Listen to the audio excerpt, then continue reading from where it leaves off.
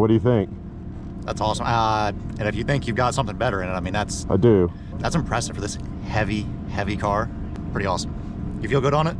Yeah. Easy to drive, honestly. Really? That's one of the biggest things. Yeah, like it's, you know, with those shock changes, it's not floating so much, and it's like super pleasant. Awesome. Awesome, awesome. Yeah, that's nuts. Culmination of the project to see it come together, and this is the final deal. And right. Getting there and mission accomplished.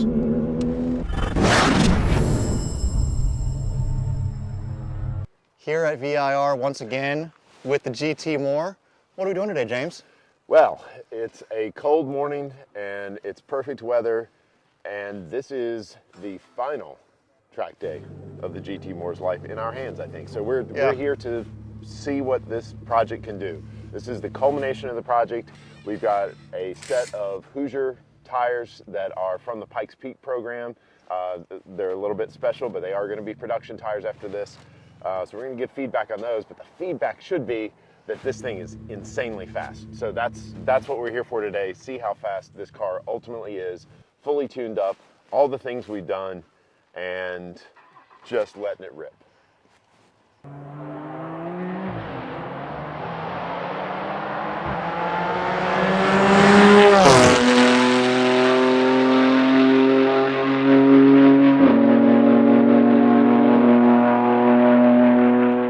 Started the GTMore project, the goal was GTMore. It's like the GT4 car that we race, but more, because we aren't bound by restrictions. Now, some caveats.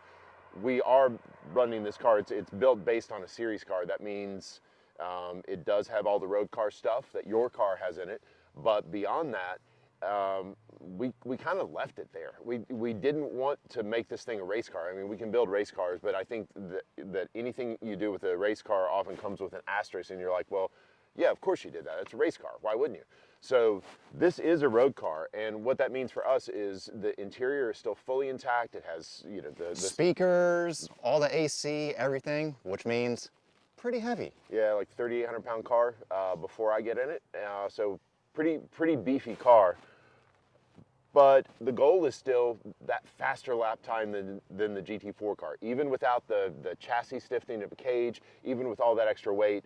Now we do that with a lot of power, and we do that with a lot of things that are just done better because of no rule limitations from the GT4 car. Bigger aero, MCS damper package with big springs. You know, it's everything, concepts of GT4, but more. So if a GT4 qualifies around, depending on trim, 154, 153 here, our goal is to be faster than that. So we'll see if we can do it. We'll see if he can get his job done today.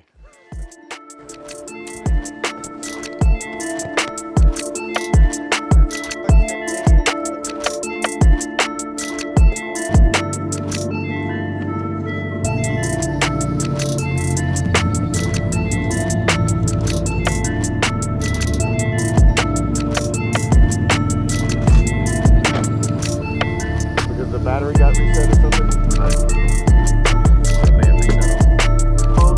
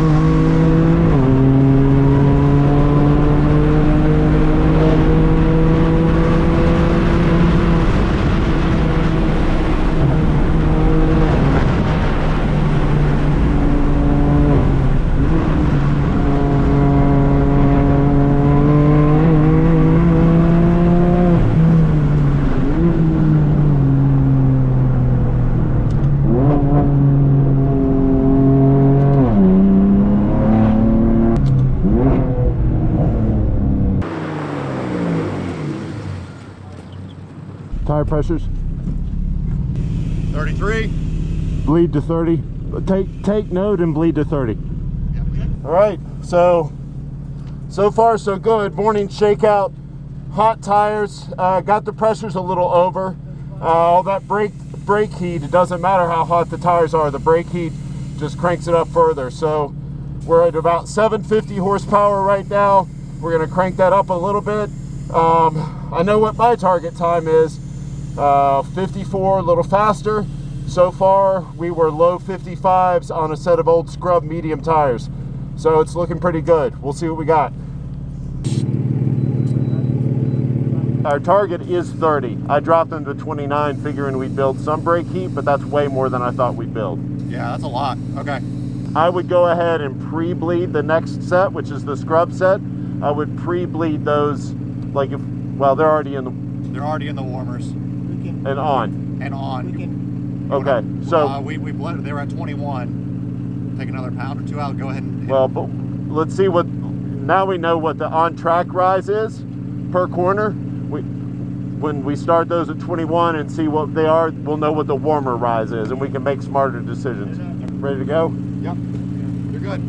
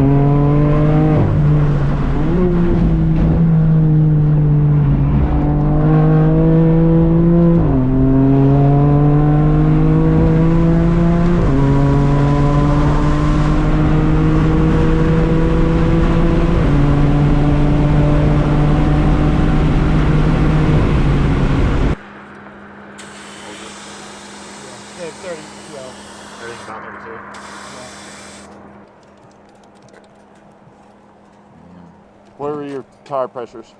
32 all around. Copy. I'm okay leaving them there for right now. I think I'd let them down. Like at 30, it's like all over the place. I'd like to see your setup sheet as well. Okay. You want to stay in the car? Yeah, please. All right. I feel like it could use a little rear roll stiffness, but by the same token, it's like it's big. I need to be careful on putting power down. So I think you're it'd be nicer if I had a little less understeer. However, it puts power down as well as it can for 750 horse, so I don't want to screw with that. So I don't know where to go on that. I think you're stiff on bar.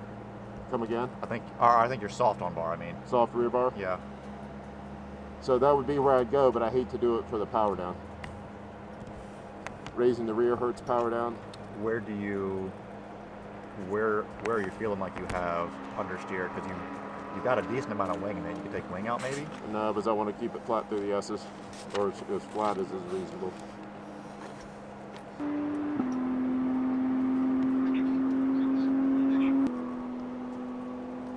pen, Rich?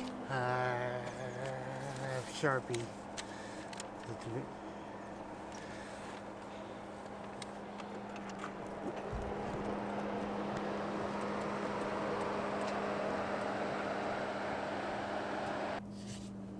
How many clicks of low speed do we have possible in these things? 10.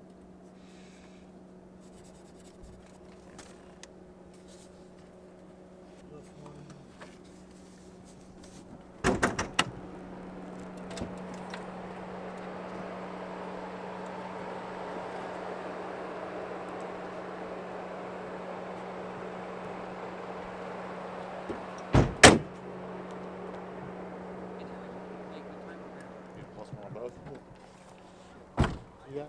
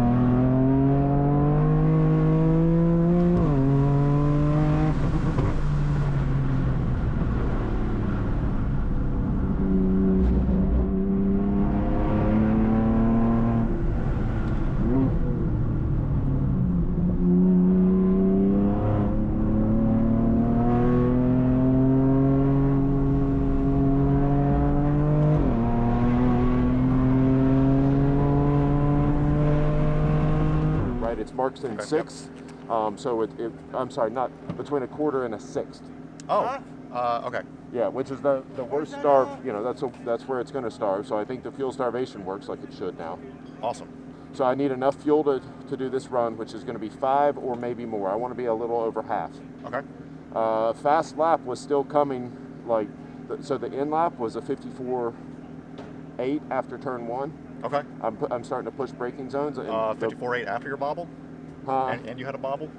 Right. Yeah, actually yes, like right after. Okay. All right. Like I don't know when I caught it, but I definitely caught that I did deeper in the braking zone, and I don't know if it was bobble or not. So we're in the 54s. Brake pads work. You like that? That's the right setup. Okay. Yeah, and so otherwise I guess it's just get tires on it and make sure that we're gonna destack, bleed to whatever. Is it staggered per corner? It was actually your left front was low as well. Not surprising, because honestly, you know, it's so much of this on the rear with this car. Your left front was too low versus everything else. I'm not taking it super hard, you know, at that point. So treat it evenly. Treat it as if the left front wasn't low.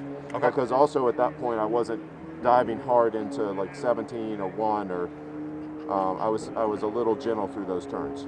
So I'm pushing it on it harder now. Okay.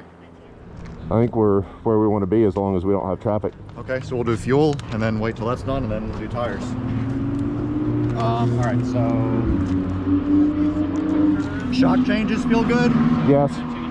So when you bled down in pressure and we got to 30 or so, it got a little squirmy, like, and so it snugged that up a little bit and maybe helped the rear. I can still paint lines out of 1, but I think that is what it is. Okay, so if you went out, I'm gonna come back at that click of rear low speed. Come back out of that low one speed? click. Okay, so -1 low speed.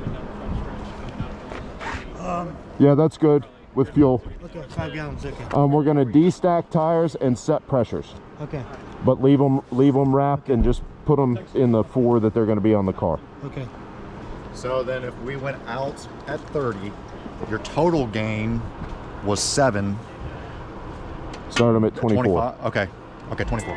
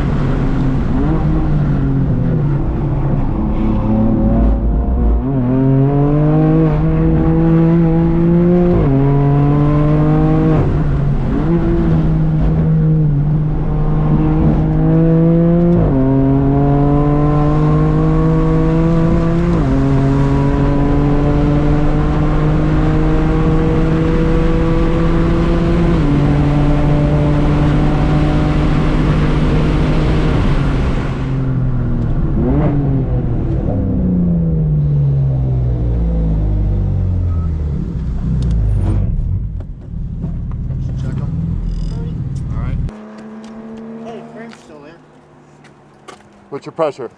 30, 29 and a half, 31 left rear, and then 30 right rear. Copy. So pretty good in the pressure window, pretty good in the fuel window. We're about a third right now. Back to back 52 sevens. Damn. Neither one of them was a perfect lap. I saw 52.4, 52.3 on the predictive. You know, part of pushing deeper is finding limits of ABS, of various things. So that's what kind of screwed the laps a little bit. Like if I push that 10 feet deeper, all of a sudden I'm in a different world. I could probably string together a better lap.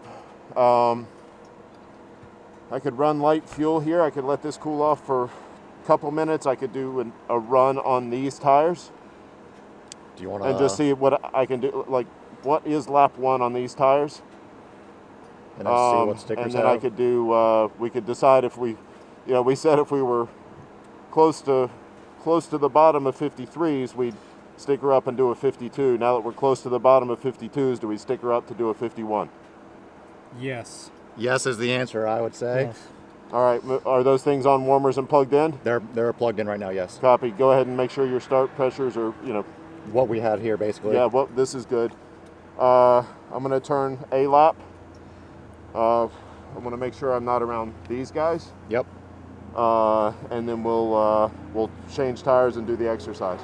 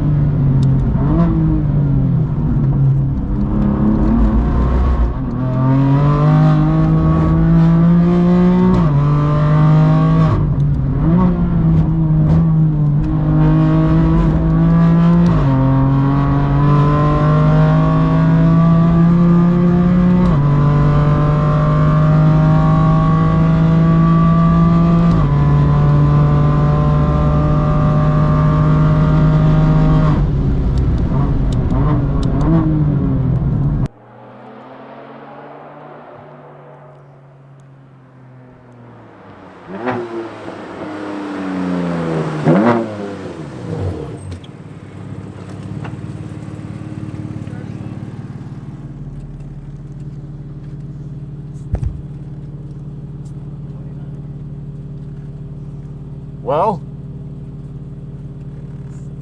I want to see what the timer says, because it was 51 coming down the hill, and I had a little just imperfection in 17, and the predictive was coming up. So it's right on a 51. I want to see where it crossed the line. It's that close, but holy cow. 2 seconds in the fastest qualifying ever in a GT4 car in a 3,900 pound street car. Real street car, roll up windows. I rolled them up that time. AC, speakers, full street car. So ridiculously fast. I love this car. What an awesome project. The guys killed it. Phil Wers put this thing together, worked tirelessly on it. What an amazing car. And it's fast. It's 51.9, and then coming down the hill, I think I didn't get on the power quite as early as I did at the start of the lap, and it was 51.93, 94, 95. This thing, when it crossed the line, said 52.00. So I mean, that was the window of the tire. You had to hit it immediately. Okay. And I went out, and you know, maybe I should have gone out a little cooler, but like coming onto the front straight the first time, the tires were on, and like immediately through in that second timed lap through turn 1, I was like 52.15, and you know, it just kept like ticking up just a little bit. Like so I feel like I nailed the tire window. We'll just see if it's enough. Okay. Awesome. Yep. All right, so feels like it's a lot like going to the old photo finish here. Yeah, it was a little speculative. James said there was a little data. He thought maybe he had a good time. Wasn't totally positive. I saw a 51 on the predictive, but I don't always believe the predictive, and I was busy with some other things too. So how did I do? How do you think you did? Well, I'd like to think I had a 51. You did. 51.991 in this big, heavy street car, faster than a GT4. So, wow. So that's 1.5, 2 seconds faster than the fastest GT4 qualifying we've ever done, with rubber down, with all the stuff. And I mean, I'd like to say it was a good lap. It was a pretty good lap, but it wasn't a perfect lap. And you know, we unrolled this morning and just, you know, roughed in setup. I mean, again, it's pretty good. The car's pretty good, but that was a fair amount of effort. I don't know that I could hit a 5.0 with a lot of effort, but I don't care because that's amazing. So. Yeah, I think that's pretty impressive. You know, the culmination of this project to throw down that time, I think is awesome and says something about it. And something that was impressive to me is James gets out and he's like, yeah, it was pretty easy to drive. It was pretty good. Yeah, yeah, it was for that much power and that much weight, which we have to manage with the car. It was fairly benign. Like, I mean, it's fast, but it wasn't crazy. It wasn't on the edge. It was super easy. I mean, on my in lap, just kind of cruising around, I was rolling through South Bend at 100, and I was like, Sunday drive. So, amazing car. Nice work. Awesome. All right, so after just laying down a ridiculous lap, now we're converting this thing into regular track day mode. I love this car because it's so agile. You can do so much with it. So 51 and change, high change. So to be fair, but a 151 of BIR. VP fuel comes out, pump gas goes in, and then we do a little tire testing in a normal 525 horsepower car. So, man, this thing can be kill mode to tame and reasonable within a field in like 5 minutes. Nuts. And it's tagged and drives on the street legally.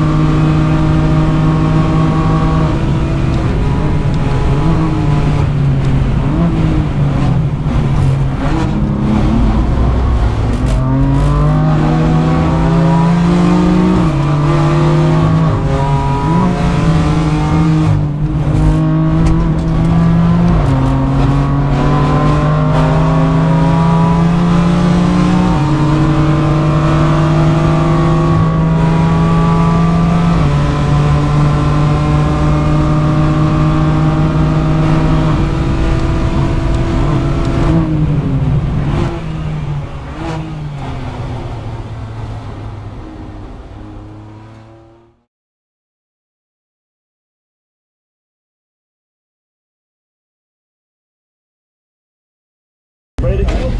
Should be an awesome race weekend. We are ready to kill it this year. It's good. It's going to be a wild ride.